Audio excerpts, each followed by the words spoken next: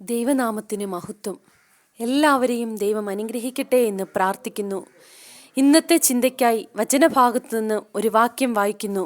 യെശയ്യാവ് 58 അധ്യായം 5 വാക്യം.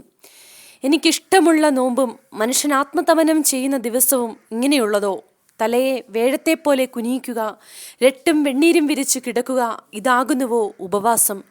ഇതിനാണോ നീ നോമ്പെന്നും യഹോവയ്ക്ക് പ്രസാദമുള്ള ദിവസമെന്നും പേർ പറയുന്നത്? ആമേൻ, ഹല്ലേലൂയ. പ്രിയമുള്ളവരെ, കർത്താവിന് ഇഷ്ടമുള്ള ഉപവാസം എന്താണ്? മനുഷ്യർക്ക് വിളങ്ങേണ്ടതിനാണോ നാം ഉപവസിക്കേണ്ടത്? അതാണ് ഉപവാസം. 50 നോയമ്പ് 25 നോയമ്പ് എടുത്ത് കർമ്മം ചെയ്യുന്നതല്ല ഉപവാസം. കർമ്മത്തിൽ കർത്താവ് പ്രസാദിക്കുന്നില്ല എന്ന് മനസ്സിലാക്കുക. കർമ്മം ചെയ്യുന്നത് മറ്റ് മതസ്ഥരാണ്. നമ്മുടെ പിതാവിന് അതിൻ്റെ ആവശ്യമില്ല എന്ന് അറിയുക. ഹല്ലേലൂയ, സ്തോത്രം. നമ്മുടെ ദൈവം ജീവനുള്ള ദൈവമാണ്. ആമേൻ. മത്തായി 6:16 നാം വായിക്കുന്നു, ഉപവസിക്കുമ്പോൾ നിങ്ങൾ കപടഭക്തിക്കാരെ പോലെ വാടിയ മുഖം കാണിക്കരുത്. അവർ ഉപവസിക്കുന്നത് മനുഷ്യർക്ക് വിളങ്ങേണ്ടതിനെ മുഖം വിരൂപമാക്കുന്നു. അവർക്ക് പ്രതിഫലം കിട്ടിപ്പോയി എന്ന് ഞാൻ സത്യമായിട്ട് നിങ്ങളോട് പറയുന്നു. ആമേൻ, ഹല്ലേലൂയ. മനുഷ്യർക്ക് വിളങ്ങേണ്ടതിനാകരുത് നമ്മുടെ ഉപവാസം. ഹല്ലേലൂയ. ഉപവാസം എന്ന് പറയുന്നത് ആഹാരം വെടിഞ്ഞ് നമ്മൾ എന്തെല്ലാം ആഗ്രഹം വെച്ചുവോ അതെല്ലാം വെടിഞ്ഞ് കർത്താവിൻ്റെ സന്നിധിയിൽ വേറിട്ടിരിക്കണം. ആമേൻ. അതുപോലെ തന്നെ നമുക്ക് കഴിയാവുന്ന രീതിയിൽ നാം മറ്റുള്ളവരെ സഹായിക്കുകയും ചെയ്യണം. പാവപ്പെട്ടവരെ നാം ചേർത്ത് നിർത്തണം. ആമേൻ, സ്തോത്രം. സങ്കീർത്തനം 42:1-2 വാക്യങ്ങളിൽ നാം വായിക്കുന്നുണ്ട്, എളിയവരെ ആദരിക്കുന്നവൻ ഭാഗ്യവാൻ, അനർത്ഥ ദിവസത്തിൽ യഹോവ അവനെ വിടുവിക്കും. യഹോവ അവനെ കാത്തു ജീവനോടെ പാലിക്കും. അവൻ ഭൂമിയിൽ ഭാഗ്യവാനായിരിക്കും. അവൻ്റെ ശത്രുക്കളുടെ ഇഷ്ടത്തിന് നീ അവനെ ഏൽപ്പിക്കുകയില്ല. ആമേൻ.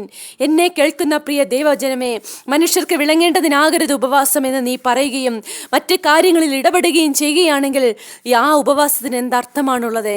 രാഷ്ട്രീയക്കാർ നിരാഹാരം കഴിക്കുന്നത് പോലെയാണോ നാം എടുക്കേണ്ടുന്ന ഉപവാസം? പ്രിയമുള്ളവരെ, പട്ടിണി ഉപവാസമായി മാറരുതേ നമ്മുടെ ഉപവാസം. കർത്താവിൻ്റെ സന്നിധിയിൽ വേറിട്ടിരിക്കണം. സഹജീവികളോട് കരുണ കാണിക്കണം. മറ്റുള്ളവരെ സഹായിക്കണം. എളിയവരെ ആദരിക്കണം. ഹല്ലേലൂയ, സ്തോത്രം. ക്രിസ്തുവിൻ്റെ ഭാവം നമുക്കുണ്ടായിരിക്കണം. ആമേൻ. ക്രിസ്തുവിൻ്റെ വെളിച്ചം നമ്മുടെ ജീവിതത്തിൽ ഉണ്ടായിരിക്കണം. വെളിച്ചം ഇരുട്ടിനെ ഇല്ലാതാക്കുന്നു. ഹല്ലേലൂയ, സ്തോത്രം. ഹൃദയം കൊണ്ട് കർത്താവിനെ സേവിക്കുന്നവരാകണം. ആമേൻ. ജാതികളെ പോലെ ജൽപ്പനം ചെയ്യുന്നവരാവരുത്. പ്രാർത്ഥന എന്ന് വചനം നമ്മെ പഠിപ്പിക്കുന്നുണ്ട്. ആമേൻ, ഹല്ലേലൂയ. കർത്താവിൻ്റെ രാജ്യം വരുവാൻ പ്രാർത്ഥിക്കണം. കർത്താവിൻ്റെ രാജ്യം സമാധാനമാണ്. Praise the Lord. പ്രിയ ദൈവജനമേ, ആളുകളെ കാണിക്കുന്നതിന് വേണ്ടി ആകരുത് നമ്മുടെ ഉപവാസവും പ്രാർത്ഥനയും. ഉപവസിക്കുമ്പോൾ വാടിയ മുഖം കാണിക്കരുതെന്നും വചനം നമ്മെ പഠിപ്പിക്കുന്നുണ്ട്. ആമേൻ, ഹല്ലേലൂയ. നമുക്ക് കർത്താവ് പഠിപ്പിച്ച പ്രാർത്ഥന നമുക്ക് ഹൃദയസ്ഥമാക്കാം. പ്രിയമുള്ളവരെ, ആ പ്രാർത്ഥന നമ്മുടെ ജീവിതത്തിൽ പ്രാവർത്തികമാക്കാം. ഹല്ലേലൂയ. അപ്പോൾ മറ്റുള്ളവരോട് നമുക്ക് ക്ഷമിക്കുവാൻ കഴിയും. ആമേൻ. കർത്താവ് നമ്മെ പ്രാർത്ഥിക്കുവാൻ പഠിപ്പിച്ച പ്രാർത്ഥന നമ്മുടെ ആത്മീയ ജീവിതത്തിൽ ഒരു മാർഗരേഖയാണ്. ഹല്ലേലൂയ, സ്തോത്രം.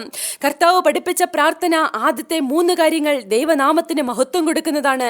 പിന്നീടുള്ള 3 കാര്യങ്ങൾ നമ്മുടെ വ്യക്തി ജീവിതത്തിന് മാറ്റുകൂട്ടുന്നതാണ്. അവസാനമായി ദൈവ മുൻപാകെ സകലവും സമർപ്പിച്ച് സകല മഹത്വവും അവനെ മാത്രമെന്ന് അംഗീകരിക്കുന്നതാണ്. ഹല്ലേലൂയ, സ്തോത്രം. ഇങ്ങനെയായിരിക്കണം നമ്മുടെ പ്രാർത്ഥന. മറ്റുള്ളവരോട് ക്ഷമിക്കുവാൻ നമുക്ക് കഴിയണം. മറ്റുള്ളവരെ തന്നേക്കാൾ ശ്രേഷ്ഠനെന്ന് എണ്ണുവാൻ നമുക്ക് കഴിയണം. ഹല്ലേലൂയ. വാടിയ മുഖം കാണിക്കാതെ മറ്റുള്ളവർക്ക് വിളങ്ങേണ്ടുന്ന ഒരു ഉപവാസം നമ്മുടെ ജീവിതത്തിൽ ഉണ്ടാകരുത്. ആമേൻ. ഇതായിരിക്കണം നമ്മുടെ ജീവിതം. ക്രിസ്തുവിൻ്റെ ഭാവത്തിൽ നമുക്ക് ജീവിക്കാം. ഈ വചനത്താൽ ദൈവം എല്ലാവരെയും അനുഗ്രഹിക്കട്ടെ. ആമേൻ. God bless U.